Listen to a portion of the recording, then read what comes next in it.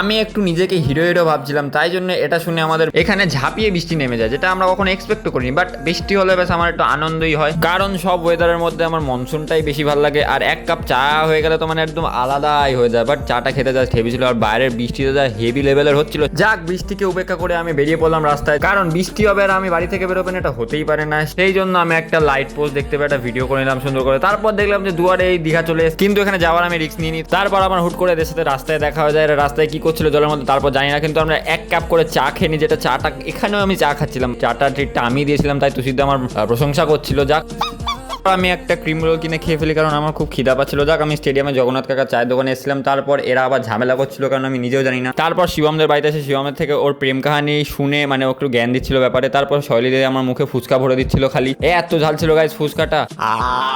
তারপর আমাদের দুটো লজেন্স দিয়ে আমাদের শৈলী দিয়ে বাড়ি পাঠিয়ে দিল। আজকের ভিডিওটা এখানে শেষ। ভালো লাগলে লাইক শেয়ার সাবস্ক্রাইব অবশ্যই করবে। টাটা।